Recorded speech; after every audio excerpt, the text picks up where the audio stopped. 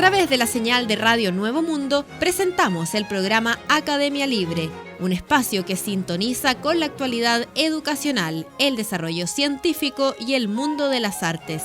Aquí la Universidad Pública pone sus micrófonos al aire. Con ustedes, David Evia. Vaya nuestro saludo a todos los auditores de Radio Nuevo Mundo que a esta hora sintonizan la emisión de Academia Libre, donde la educación, las ciencias y las artes confluyen para hacer de la creación de conocimiento un espacio público. Damos comienzo a nuestro bloque sobre actualidad en educación y lo hacemos compartiendo la declaración pública que emitiera hace algunos días el Departamento de Educación de la Universidad de Chile frente al proyecto de ley de obligatoriedad del segundo nivel de transición de educación parvularia en el que ha venido majaderamente insistiendo el gobierno en el último tiempo. Y señala lo siguiente: en las últimas semanas la opinión pública ha sido testigo de la insistencia de aprobar el proyecto de obligatoriedad del segundo nivel de transición, mal llamado Kinder, que aspira a concretar la reforma constitucional del año 2013, promoviendo la obligatoriedad en este nivel y estableciéndose como requisito para ingresar a la educación básica. El pasado 10 de junio, durante la sesión de la Comisión de Educación, el ministro de Educación, Raúl Figueroa, expuso que, comillas, la norma da cumplimiento a un mandato constitucional que indica que el kinder debe ser obligatorio y que una ley debe fijar el mecanismo. Esto sella el andamiaje que es la educación. Hoy hay amplia cobertura de la educación parvularia, pero los pocos no la usan porque la consideran inútil, cierre de comillas. Ante esta aseveración, habría que preguntarse por qué hay un porcentaje de niños y niñas que no asiste al segundo nivel de transición en nuestro país. ¿Realmente será porque lo consideran inútil? ¿O tendrán sus familias diversas y válidas razones para no llevarlos al jardín o al colegio? La realidad geográfica podría ser un argumento. Niñas y niños que viven en zonas rurales o extremas que deben trasladarse varios kilómetros para asistir a un centro educativo, también puede ser la cultura. Por ejemplo, niños y niñas pertenecientes a diversas comunidades circenses o gitanas participan de una educación no formal en sus propias comunidades. Sin duda, estas y otras razones, así como la participación en programas no formales de educación parvularia que existen desde los años 90 en Chile, impulsados por la Junta Nacional de Jardines Infantiles o la Fundación Integra, pueden explicar esta decisión, lo que hasta hoy no ha impedido que ellos y ellas puedan ingresar a la educación general básica. Por ello nos preguntamos, ¿será necesario poner el foco en la obligatoriedad del segundo nivel de transición, condicionando los apoyos económicos a ello? Creemos, dice el comunicado, que es urgente poner foco en garantizar condiciones a las comunidades educativas en favor del bienestar y aprendizaje de niños y niñas como sujetos de derechos. ¿Qué pasará con los niños y niñas que no podrían asistir por la dispersión geográfica o por pertenecer a culturas gitanas o niños hospitalizados? ¿No podrán ingresar a la educación básica sin tener el segundo nivel de transición obligatorio? ¿Por qué el Estado ve la necesidad de obligar? Entonces, ¿por qué declarar obligatorio un nivel de educación parvularia con un nivel de matrícula del 97% de niños y niñas entre 5 y 6 años? ¿Por qué el Estado ve la necesidad de obligar y así condicionar el ingreso a la educación básica? Este hecho evidencia el desconocimiento de las características y necesidades que tienen las infancias, junto con imponer a las familias reservar un cupo en la educación básica mediante la asistencia obligatoria al segundo nivel de transición y profundizando la escolaridad de la primera infancia, lo que no se ajusta con las nuevas miradas pedagógicas e investigaciones en educación parvularia. Resulta preocupante que el Estado, siendo el garante de una educación pública y de calidad, no resuelva ante temas como la sobreescolarización temprana de los niños y niñas, la negación de considerar las características y necesidades que tienen las infancias como una forma de resguardar su desarrollo pleno e íntegro, junto con imponer a las familias reservar un cupo en la educación básica mediante este proyecto, lo cual no se ajusta con las nuevas miradas pedagógicas al respecto. Ante estos hechos, nos parece pertinente declarar lo siguiente. 1. Reafirmamos la profunda convicción de la importancia de los primeros años de vida, considerado como el período más significativo en la formación de la persona y el desarrollo de sus capacidades físicas, sociales, emocionales, cognitivas y de lenguaje. 2. Valoramos la importancia de la educación parvularia como un nivel privilegiado donde la exploración y el juego se constituyen como una forma de aprendizaje y una oportunidad para conocer el mundo. 3. Relevamos la participación de la familia, comunidad y diversos contextos en los que se desarrolla la educación parvularia a lo largo de nuestro territorio. 4. Lamentamos que con más de 100 años de la existencia de la educación parvularia en Chile aún se hable de Kinder, niño en alemán, menos aún decir prekinder, que es como decir preniño. 5. Manifestamos la necesidad de seguir avanzando en el reconocimiento de los niños y niñas como sujetos de derecho y que se asegure la protección de los mismos, así como la participación resguardada en el artículo número 12, considerando la voz de ellos en temas que les competen. Expresamos nuestra preocupación en relación a la manera en que se evaluará el ingreso de un niño o niña a la educación básica y más aún si esta evaluación se trasladará al segundo nivel de transición al convertirse en obligatorio. 7. Creemos necesario revisar las condiciones de operación de los jardines infantiles y escuelas públicas con el propósito de que sean garantes del bienestar de los niños y niñas, teniendo en cuenta la infraestructura, coeficiente de personal, proyecto educativo institucional con reconocimiento oficial y contextos de los diferentes espacios educativos. 8. Solicitamos la participación de académicos de diversas casas de estudios y organizaciones de distintas regiones de nuestro país quienes tienen directa relación con la educación parvularia, especialmente las y los educadores de párvulos, a dialogar, discutir y dar argumentos sólidos ante decisiones tan relevantes. 9.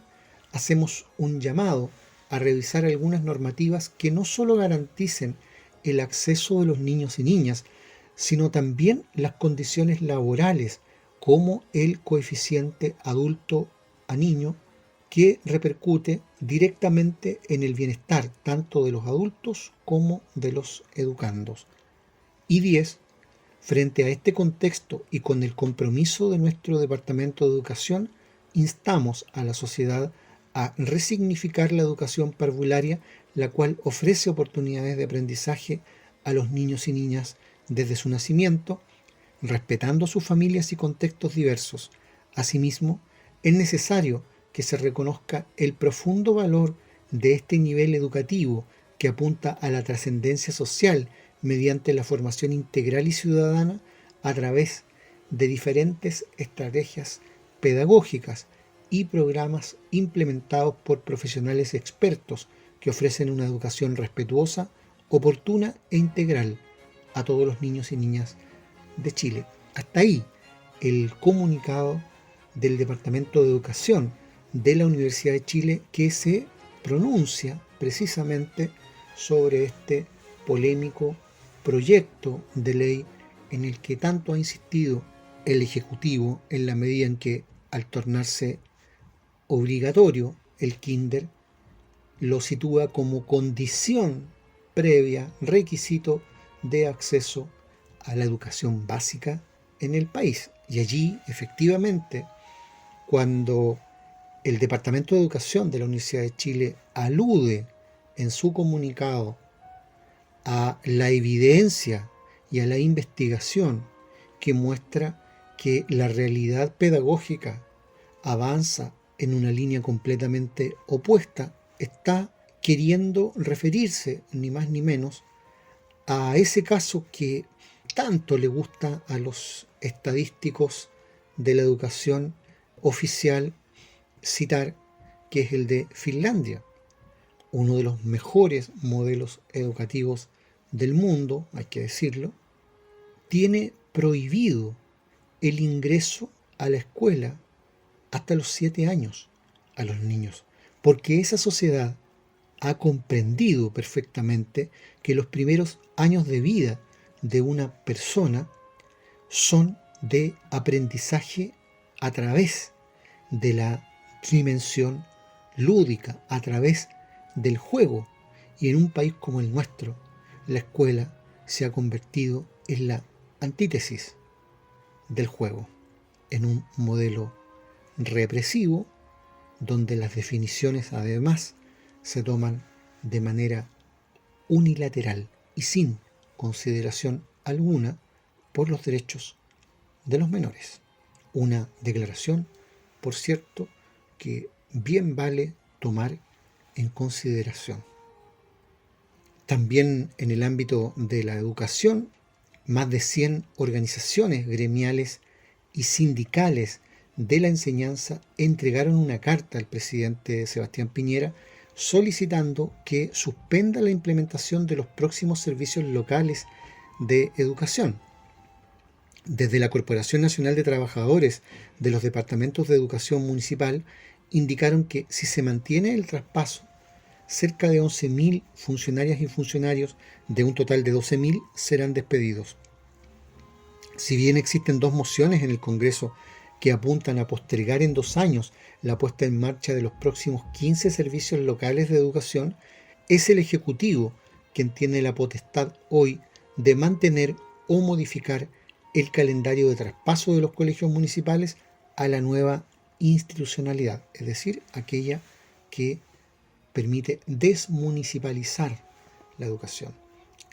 Esto ya que el proceso de instalación se encuentra en su etapa intermedia, la que, según la ley, debe ser evaluada por el presidente de la República.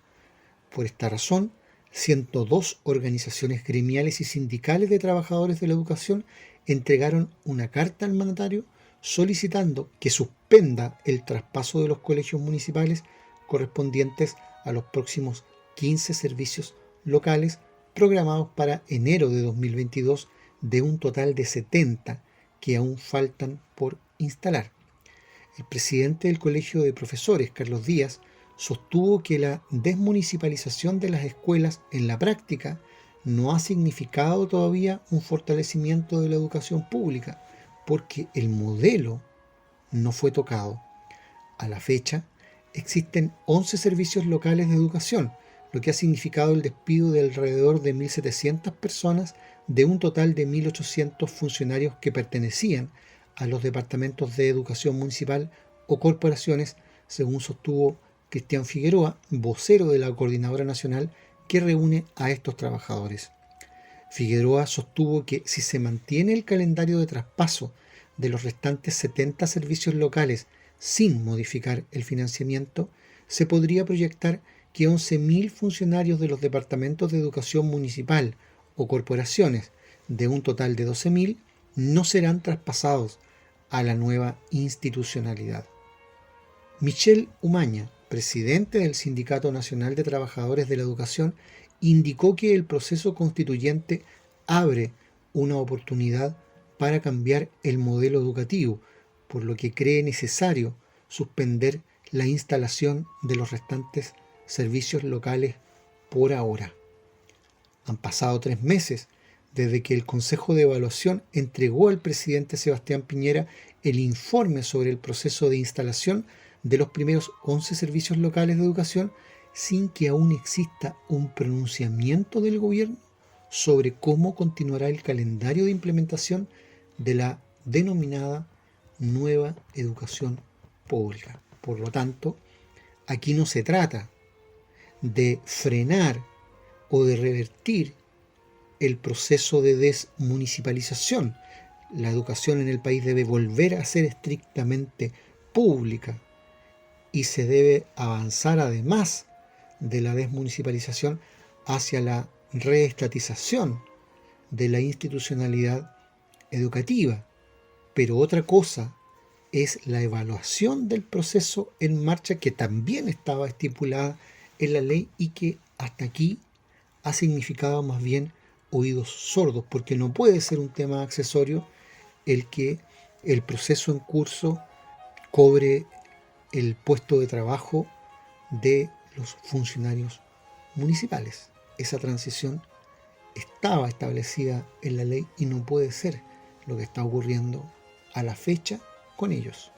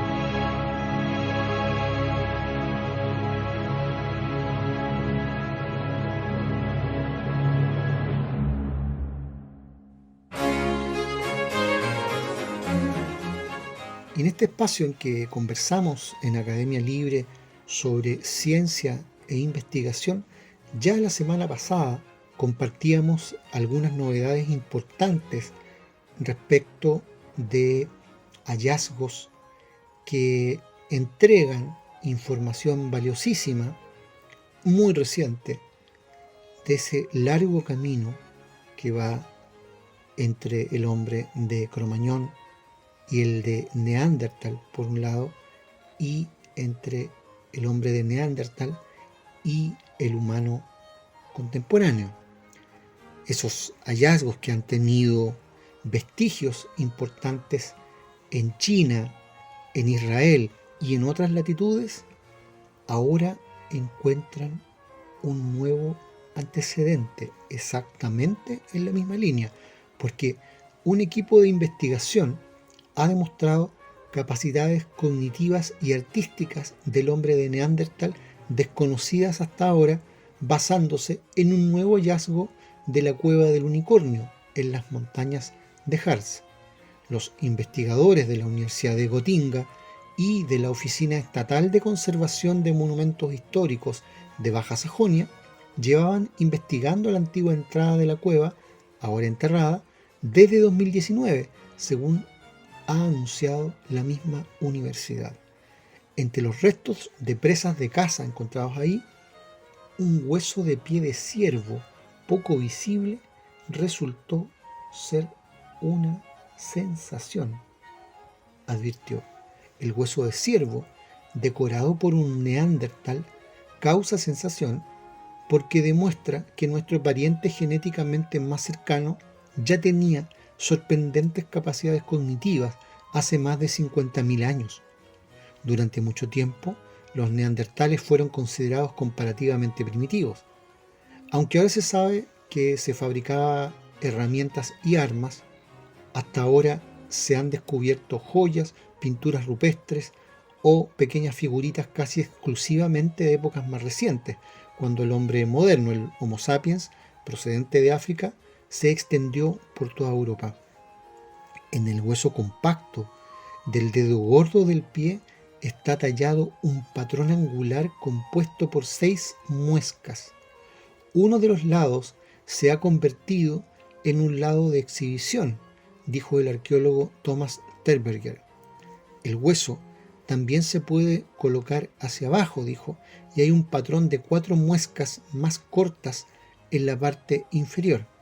El objeto es un indicio de que incluso los neandertales tenían una sensibilidad estética y probablemente se comunicaban a través de símbolos, dijo. Esto habla de un desarrollo independiente del poder creativo del neandertal, señaló Terberger. El equipo de investigación publicó los nuevos hallazgos en la revista Nature, Ecology and Evolution. Probablemente no sea una coincidencia que el hombre de Neandertal eligiera el hueso de un impresionante animal con enormes astas para su talla, dijo Antti Schwalb de la Universidad Técnica de Braunschweig, que participa en el proyecto. La cornamenta del ciervo gigante tenía una envergadura de hasta 4 metros. Hasta ahora se han encontrado colgantes y garras de fabricación neandertal como objetos decorativos en Francia, así como sencillos motivos abstractos en las paredes de las cuevas en España. El nuevo hallazgo de la cueva del unicornio es una de las formas más complejas de expresión artística neandertal conocidas hasta la fecha, escribe la investigadora londinense Silvia Bello en un comentario de la revista. Para hacer una comparación, el equipo de investigación realizó experimentos con los huesos de las patas del ganado moderno. Resultó que el hueso probablemente tuvo que ser hervido primero para que el patrón pudiera luego ser tallado en la superficie del hueso ablandado con herramientas de piedra en aproximadamente 1,5 horas. El hueso del dedo del pie con el patrón mide casi 6 centímetros de largo, algo menos de 4 de ancho y unos 3 centímetros de grosor. Se encontró en 2020 entre los restos de caza en la zona de entrada de la cueva, cerca de Herzberg am Harz, durante una excavación en la Oficina Estatal de Conservación de Monumentos de Baja Sajonia.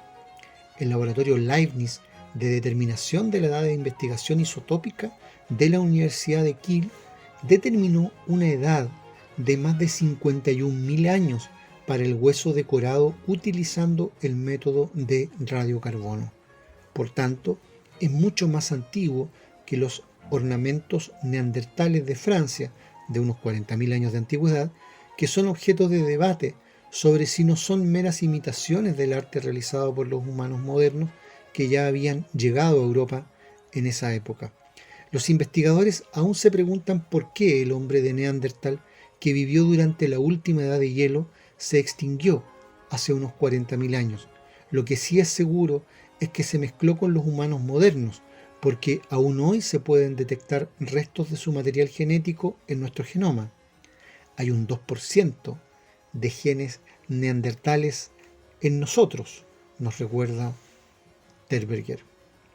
Si esto es una novedad respecto de las capacidades cognitivas de los neandertal bajo este hallazgo, también la investigación sobre la inteligencia humana ha venido escarbando y profundizando en la inteligencia de los infantes. Los científicos están descubriendo constantemente más sobre cómo captamos el lenguaje desde edades tempranas, y un nuevo estudio analiza específicamente cómo los niños muy pequeños integran diferentes fuentes de información para aprender nuevas palabras. Estas fuentes pueden ser de todo, desde si han visto algo antes, indicando si tiene un nombre que han escuchado antes, hasta lo que podrían hablar con alguien al introducir una nueva palabra. Para aprender más sobre cómo combinar estas fuentes, los investigadores desarrollaron un modelo cognitivo y propusieron un enfoque de inferencia social en el que los niños usan toda la información disponible para inferir la identidad de un objeto en particular. Puede pensar en este modelo como un pequeño programa de computadora, señaló el psicólogo del desarrollo Michael Henry Tesler del Instituto de Tecnología de Massachusetts, el MIT.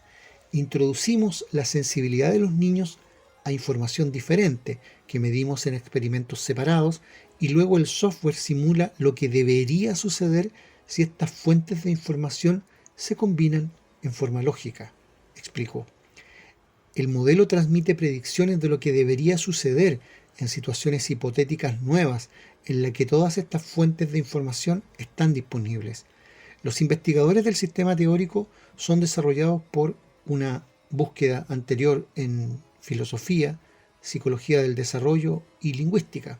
También se recopilaron datos de pruebas realizadas en 148 niños de 2 a 5 años para evaluar su sensibilidad a diferentes fuentes de información. Luego, los datos se ingresaron en el formulario. Después de recopilar predicciones de su modelo, los investigadores realizaron experimentos en el mundo real con un total de 220 niños para ver cómo podían inferir el significado de palabras como pato, manzana y peón, al colocar objetos relevantes frente a ellos. A los niños se les dio una variedad de pistas sobre las relaciones entre palabras y objetos, incluida la voz en off del presentador y una combinación de etiquetas que ya conocerían y que no hubieran conocido. De esta manera, los investigadores pueden probar 3 fuentes: conocimiento previo, señales del presentador y contexto en la conversación.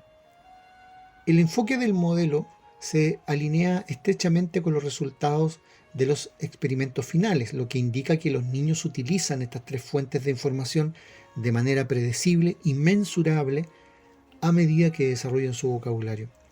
La ventaja del modelo computacional es que puede formular un conjunto de hipótesis alternativas, modelos alternativos, utilizando diferentes aros para probar si otras teorías harán predicciones igualmente buenas o mejores, indica Tesler.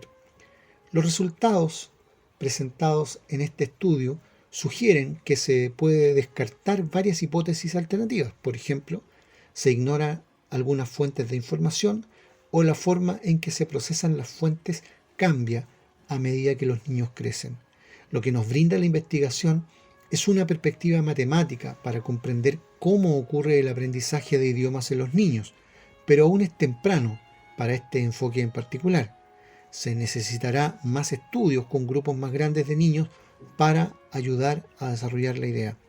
Es fascinante cómo pasamos de saber un puñado de palabras a saber varios miles en unos pocos años, y comprender más sobre cómo funciona puede informar todo, desde la enseñanza hasta la terapia. En el mundo real, los niños aprenden palabras en entornos sociales complejos, donde hay más de un tipo de información disponible, señala el psicólogo de desarrollo Manuel Bonn del Instituto Max Planck de Antropología Evolutiva en Alemania. Tienen que usar su conocimiento de las palabras mientras interactúan con el hablante. Aprender palabras siempre requiere la integración de múltiples y diferentes fuentes de información, concluyó.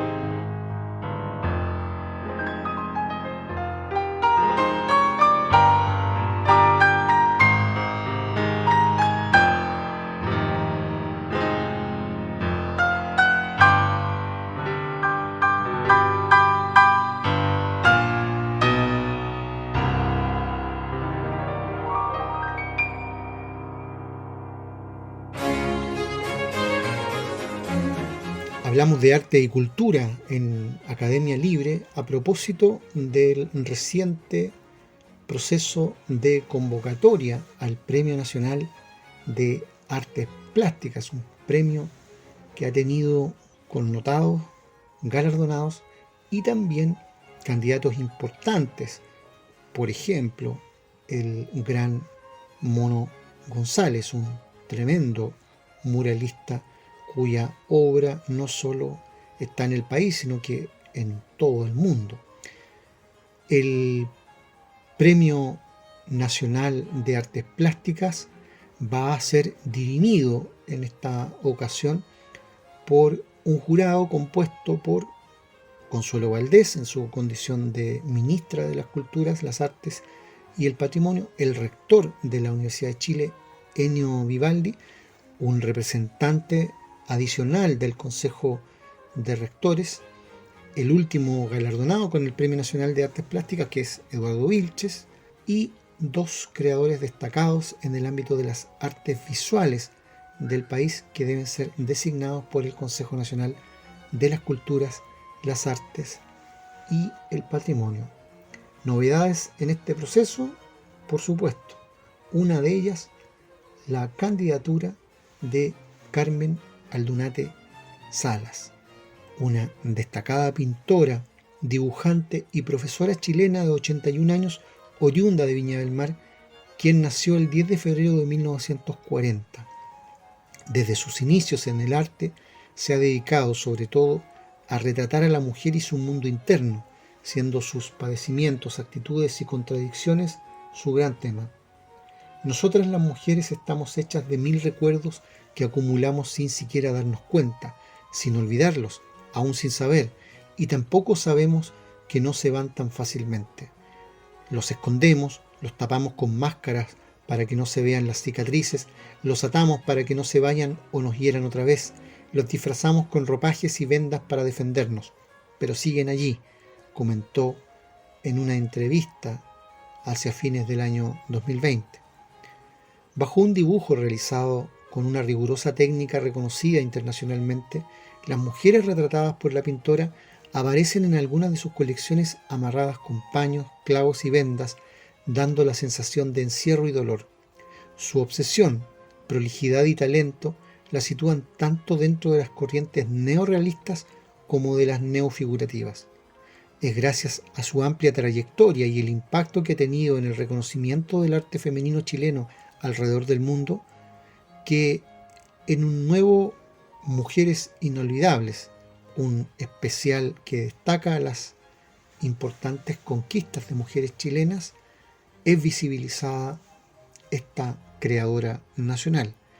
Esta época de pandemia ha sido para ella, dentro de lo que conlleva el encierro y los temores de la enfermedad, una oportunidad también para reflejar y potenciar en su arte el cómo todo tipo de mujeres se ha visto afectada, dedicando muchas veces más de 12 horas de trabajo al día en su taller. En su colección más reciente destacan aquellas mujeres que aparecen con todo tipo de elementos como animales, bichos, personas u objetos mezclados adentro de su cabeza, haciendo un tributo al sufrimiento experimentado por ellas a raíz de la pandemia. De hecho, uno de sus cuadros incluso fue seleccionado en 2020 como la portada de un libro en España, Deja que todo el mundo te cuente lo que pasó, de la escritora Mercedes Pescador, con la colaboración de otros y otras diversas escritoras del globo, constituyen una radiografía emocional de aquello que pensaban y sentían ante la amenaza de su propia vida provocada por el COVID-19.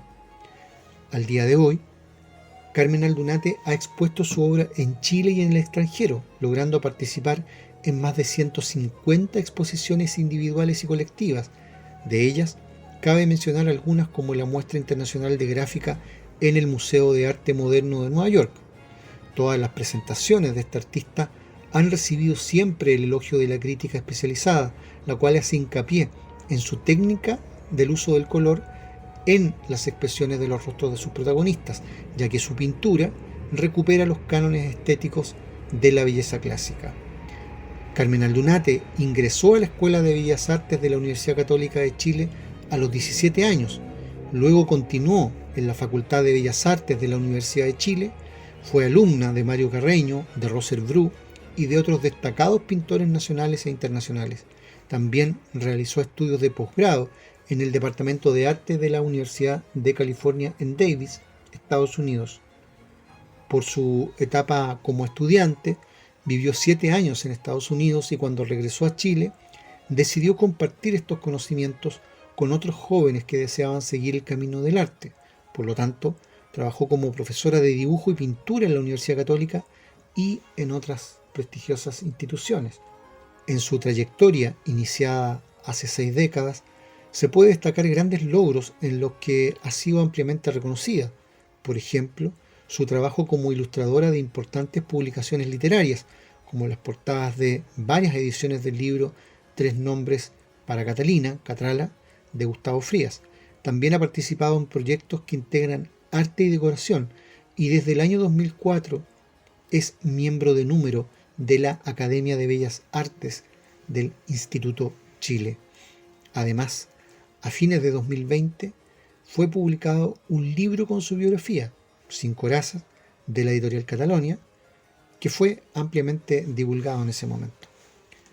Fue a raíz de todo su aporte a la cultura y la visibilización de la mujer y su sentir en el arte que un grupo de académicos y académicas la postularon para el Premio Nacional de Artes Plásticas 2021.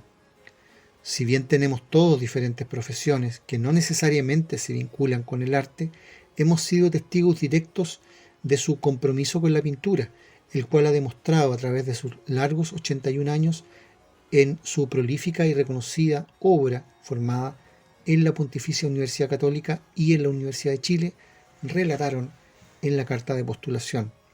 Su obra, realizada en 2020 bajo el concepto de la mujer en un contexto pandémico, ha sido ampliamente difundida en América Latina, especialmente en Perú, Brasil, Argentina y Uruguay.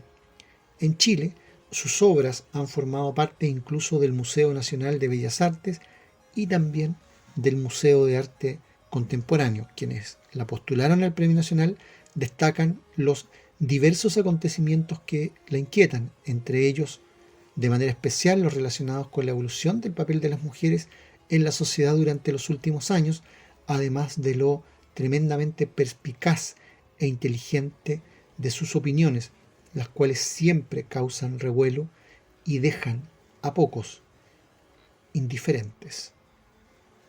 Entre las distinciones obtenidas por Carmen Aldunate figura en 1962 el primer premio de pintura de la Feria de Artes Plásticas en Chile, también el primer premio de pintura en el concurso Interuniversidades del país en 1967, el tercer premio de pintura CAP del Museo de Arte Contemporáneo, el premio Pintura Sesquicentenario de la bandera chilena y al año siguiente la mención Pintura CRAB en Santiago de Chile. En 1974 el primer premio de dibujo del Salón Oficial de Santiago de Chile, en 1975 el primer premio de dibujo de la Bienal de Valparaíso, el mismo año el premio de pintura Concurso Editorial Lord Cochrane, en 1977 el primer premio de dibujo de la Colocadora Nacional de Valores, en 1978 el premio Bienal Punta del Este en Uruguay, en 1981 la mención en dibujo de la Cuarta Bienal Americana de Artes Gráficas realizada en Cali, Colombia, y por último es Carmen Aldunate desde 1904 miembro de número de la Academia Chilena de Bellas Artes por el Instituto de Chile. Carmen Aldunate, entonces, uno de los nombres que se suma a las candidaturas para el próximo Premio Nacional de Artes Plásticas. Y esta postulación al Premio Nacional de Artes Plásticas no es la única noticia que nos vincula hoy con el ámbito de las mujeres en relación a la estética, porque hace casi 3 años la fotógrafa Paula Navarro recibió un encargo especial. gestionar una exposición para difundir el trabajo de 8 fotógrafas en una muestra que sería presentada en Espacio Diana. Entusiasmada, la artista comenzó a trazar las líneas de esa exposición que se organizaba en medio de la revuelta feminista del año 2018. Para Navarro, ese primer proyecto fue motivador. En el marco de esa curatoría no solo tomó contacto con otras artistas de su misma generación, sino que también fue descubriendo el trabajo de aquellas maestras de la fotografía cuyas obras le parecían lejanas, producto de la invisibilización histórica de las piezas de exponentes femeninas. Esa muestra se inauguró con una cantidad de gente increíble y se gestionó algo súper bonito, rememoró la artista, quien indicó que luego de ese primer proyecto surgió la necesidad de crear una instancia mucho más amplia con el propósito de continuar difundiendo el trabajo de las creadoras vinculadas a la fotografía. Fue así como surgió la colectiva Mirada de Mujer Miram, instancia que hoy reúne a 35 fotógrafas y que ya ha intervenido en distintos espacios del país como muestras vinculadas a la labor de sus integrantes. Ahora estamos caminando en conjunto con todas las compañeras fotógrafas, pero me pasaba que tenía muy pocas referentes mujeres. Cuando estás estudiando fotografía, los referentes siempre son varones, a quienes admiro profundamente, son grandes maestros, pero me faltaban maestras, comentó Paula Navarro. Me faltaba esta parte de la historia que descubrí después, sola, por curiosidad, y empecé a buscar a las mujeres y ahí me topé con varias que tienen trabajos súper potentes. Algunas tenían una carrera más extensa que otras y otras estaban recién empezando. Eso me motivó mucho, me voló la cabeza y me pasa hasta hoy que siento que es un aporte el hecho de hacer comunidad y exponer en conjunto, porque eso no existe como tal, manifestó el artista. Para Navarro, Mirada de Mujer es un aporte desde el punto de vista de la difusión de la fotografía. Aquí las prácticas son colectivas y aunque con el tiempo se ha conformado un pequeño equipo para producir las actividades del grupo, nunca se ha propuesto un tema particular para desarrollar una muestra. Hay una cosa súper instintiva, comentó. Hay varias miradas distintas respecto del trabajo realizado por las integrantes del grupo. El 24 de junio pasado, las fotógrafas de Mirada de Mujer presentaron su tercera muestra colectiva. Esta vez, la exposición fue montada en el Centro Experimental Perrera Arte y en ella las artistas develaron un recorrido que reúne el trabajo de 10 exponentes nacionales y una francesa. En específico, se trata de un proyecto en el que confluyen imágenes de artistas como Marcela Bruna, Francisca Castelblanco, Carmen Gloria Durney, Paz Alejandra Farías, Inti Gajardo, Javiera Muso, Lorna Remele, Paula López Droguet, Sonia Rosell, Eleanor Simon y Loreto Vergara. En la exhibición, las artistas presentan trabajos inéditos e incluso algunas exponentes se aventuran con trabajos elaborados, especialmente para esta ocasión.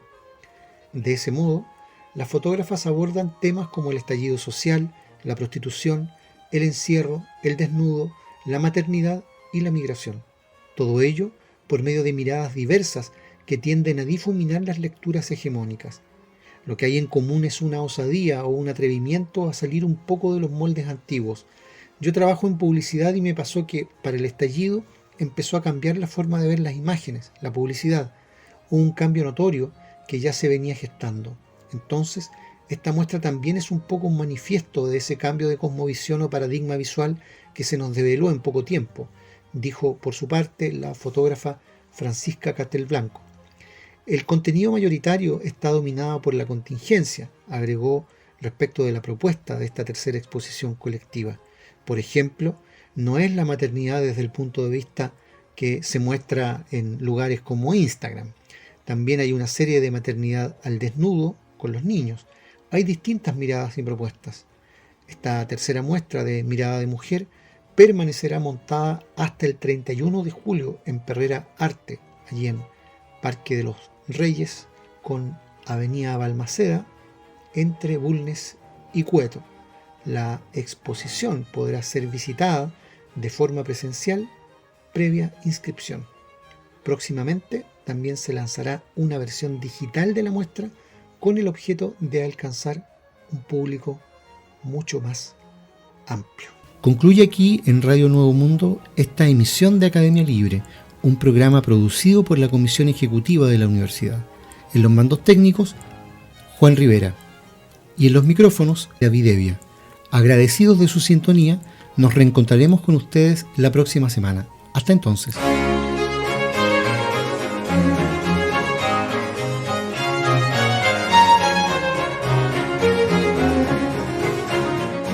Concluye aquí este capítulo de Academia Libre, un programa que aporta miradas críticas a la construcción de la sociedad. Hasta una próxima oportunidad.